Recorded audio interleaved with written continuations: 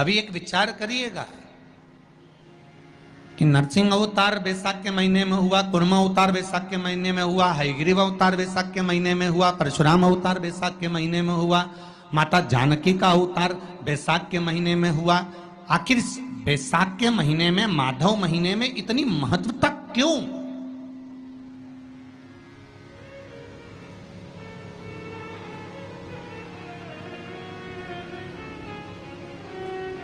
बैसाख के महीने में पड़ने वाली एकादशी, चतुर्थी, प्रदोष, अमावस्या, पूर्णिमा, शिवरात्रि, ये सभी इतनी महत्वपूर्ण क्यों हो जाती है?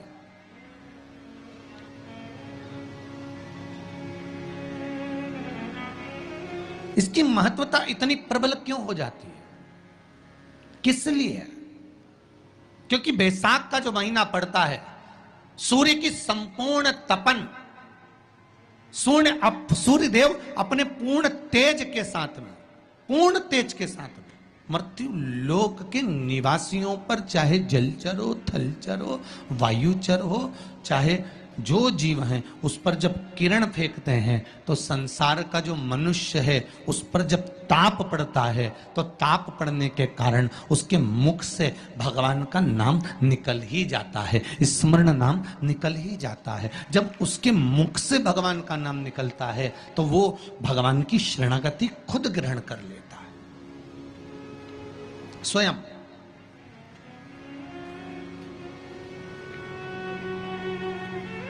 शरणागति ग्रहण कर लेना। बैसाख की पोथी पढ़ते हो आप लोग?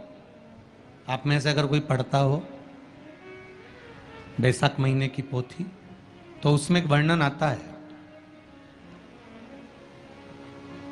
साल हो गए हो, संतान नहीं हो, 25 साल हो गए, 20 साल हो गए, संतान का सुख ना हो, और डॉक्टर ने कह दिया कि कोई बहुत बड़ी बीमारी किसी व्यक्ति को है, रोग बड़ा, बीमारी बड़ी है, और उस बीमारी का कोई हल, उस रोग का कोई हल नहीं दिख रहा, कोई हल नजर नहीं,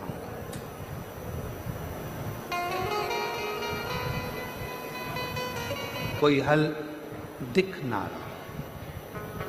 तो बैसाख महीने में शिव सप्त तीर्थ का एक अनुष्ठान अपने जीवन में जरूर है। मट्टी के पात्र में जल भरना और मट्टी के पात्र में जल भरकर प्रतिदिन रोज 7 दिन का ये नियम होता है सप्ततीर्थ का। सप्ततीर्थ, बस बैसाख के महीने में जब आप सप्ततीर्थ का अनुष्ठान करें, 1 घड़ा जल का रोज भरें प्रतिदिन, और 1 बेलपत्र, 1 शमी पत्र उस घड़े के नजदीक में कोई पात्र में अवश्य रखें। पात्र को, जो जल का घड़ा है, जल का पात्र है, उसको मट्टी के ही दीप से या कोई श्वेत वस्त्र जिसको मला गया हो, धोया गया हो, साफ हो, उस वस्त्र से ढक दें। एक दिन एक शिवालय में जाएं, शमी पत्र अशोक सुंदरी वाली जगह पर समर्पित करें। अशोक सुंदरी की जगह जानते हो ना आप लोग? अशोक सुंदरी की जगह पर शमी पत्र समर्पित करें। बेलपत्र जहां आप खड़े हैं उधर से डंडी का भाग आपकी ओर हो, और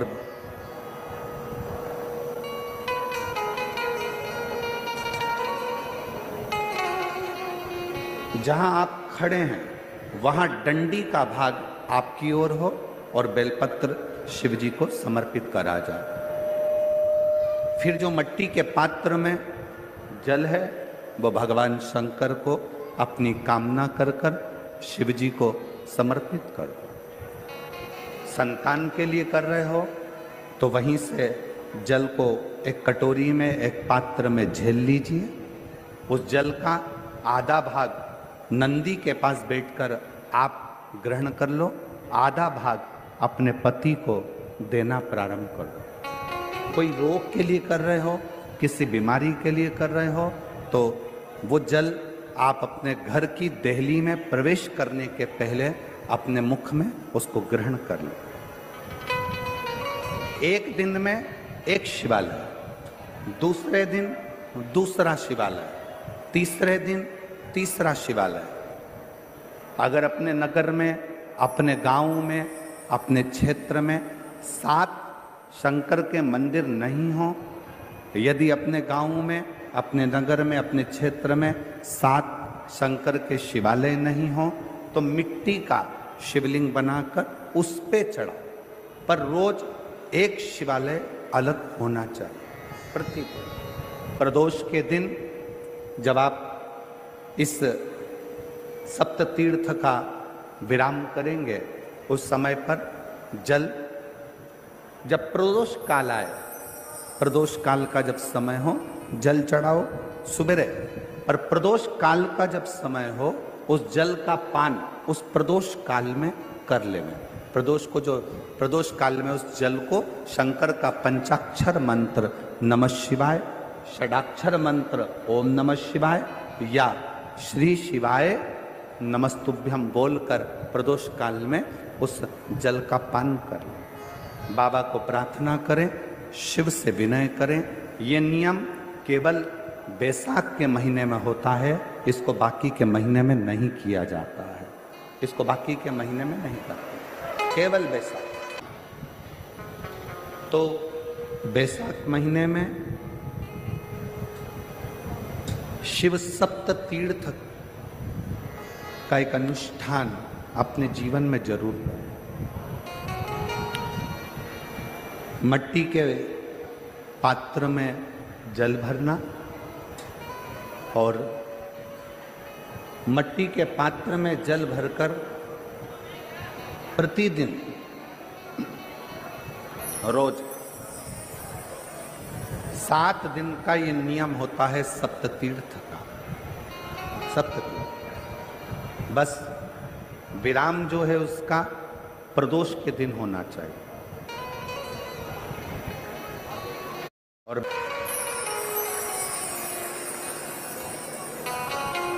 शिव सप्त तीर्थ का जो नियम है वो अपने जीवन में धारण करें। और हम तो कहेंगे शिव महापुराण की कथा श्रवण करने वाले प्रत्येक बेटा बेटी से,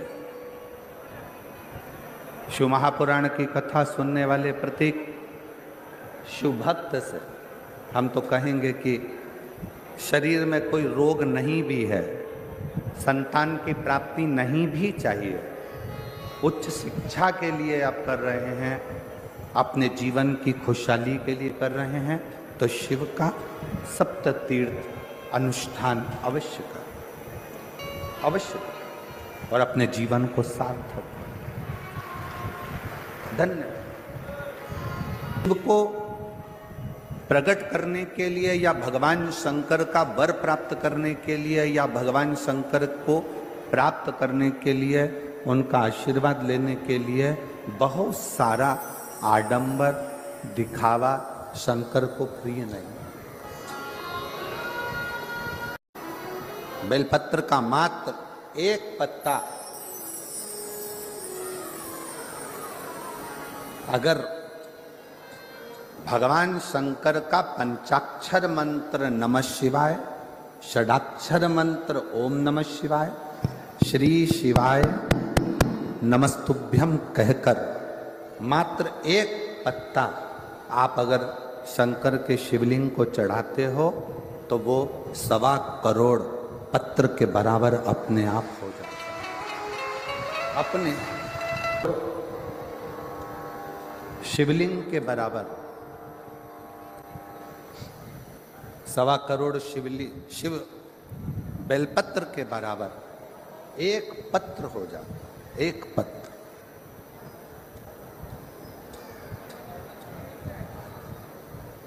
अब कोई तुमसे कह दे हमने संकल्प लिया है 1.25 लाख शंकर भगवान को शिवलिंग पर बेलपत्र चढ़ाऊंगा, ना, इतने बेलपत्र का संकल्प तब लेना जब तुमने इतने बेलपत्र के वृक्ष लगाए। बेलपत्र के पत्र के अंदर 33 कोटि देवताओं का वास होता है, 33 कोटि देवताओं। और जब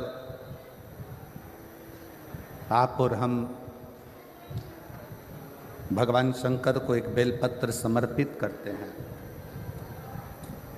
जब आप और हम भगवान शंकर को एक बेलपत्र समर्पित करते हैं, तो यह मानकर चलना तुम एक देवता पर बेलपत्र नहीं चढ़ा रहे हो, 33 कोटि देवताओं की पूजन एक ही बेलपत्र से तुम पूर्ण कर रहे हो, पूर्ण कर।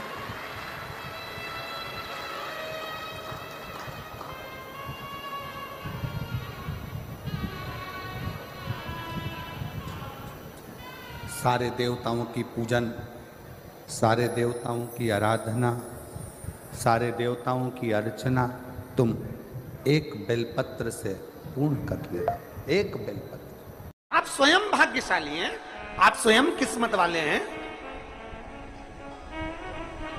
कोई कैसे कह दे तुमको कि तुम अभागे हो? ना ना, हमारे बराबर भाग्य नहीं है किसी का।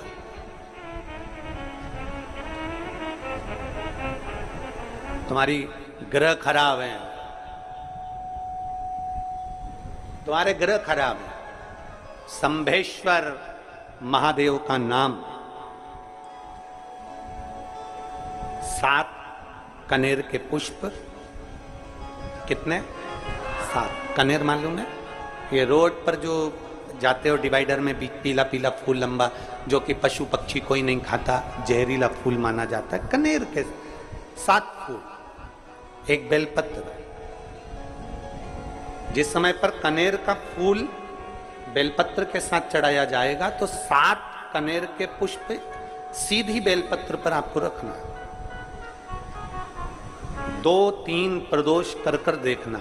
अगर कोई आपसे कहे कि आपका भाग्य ठीक नहीं चल रहा, आपकी किस्मत ठीक नहीं चल रही, आपके ग्रह ठीक नहीं चल रहा है, आप भाग्यशाली नहीं हो, पहले तुम वहां से उठ जाओ। उसके बाद में देवाधिदेव महादेव के पास 7 कनेर के पुष्प एक बेलपत्र में रखकर नंदीश्वर के पास में बैठकर श्री शिवाय नमस्तुभ्यम बोलकर अशोक सुंदरी वाली जगह पर स्पर्श कराकर भगवान शंकर पर 7 फूल के साथ बेलपत्री की डंडी अशोक सुंदरी की साइड हो, ऐसा स्मरण करते हुए शिव को समर्पित कर दे।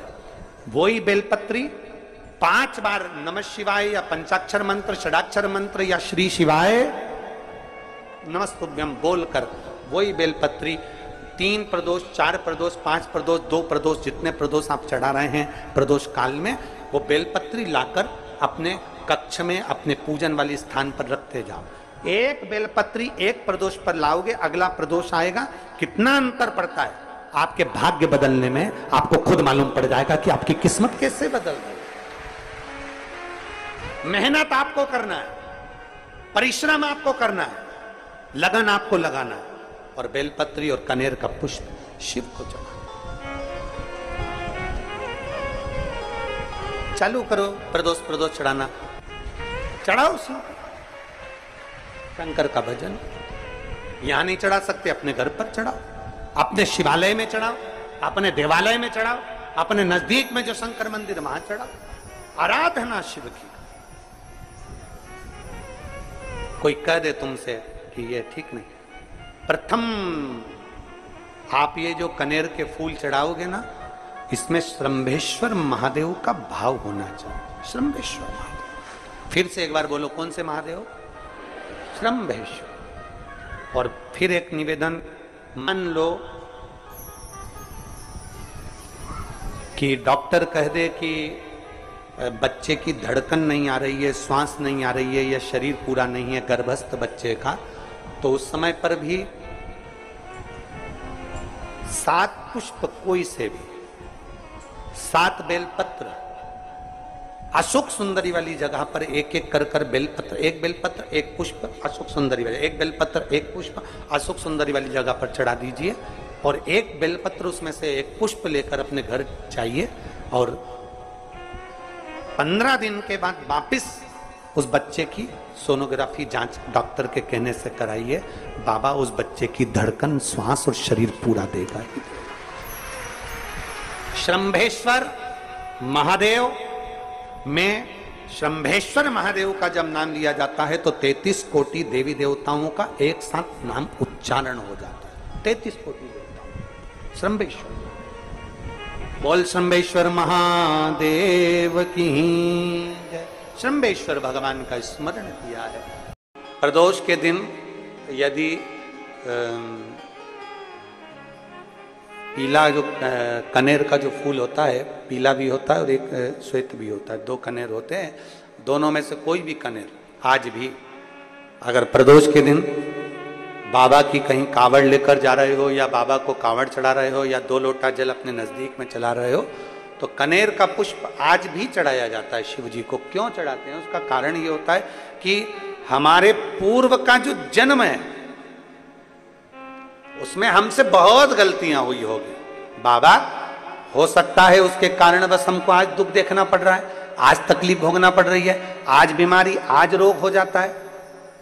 तो उस रोग से मुक्ति एक दिल से जो मांगो, हमारे पूर्व का कोई कर्म होगा तो बाबा उसको समाप्त करे, हमारे पूर्व का किया हुआ बेकार कर्म समाप्त करे और हमको अच्छा करे, हमारे मन के मनोरथ पूर्ण करे, ऐसी कृपा करे बाबा। शिव के मंदिर में कभी मौका लग जाए, आपके घर में हो कनेर, आपके आसपास में कहीं लगा हो तो वहां से लेकर शिव का श्रृंगार भी कनेर, शंकर का श्रृंगार भी कनेर से कर सकते। शंकर का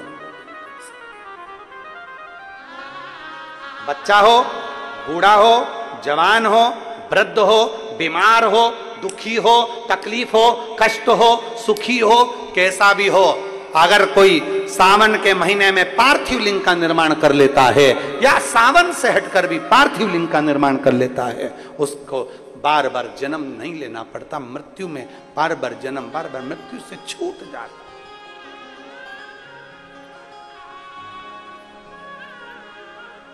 जन्म और मृत्यु के प्रपंच से छूट गया।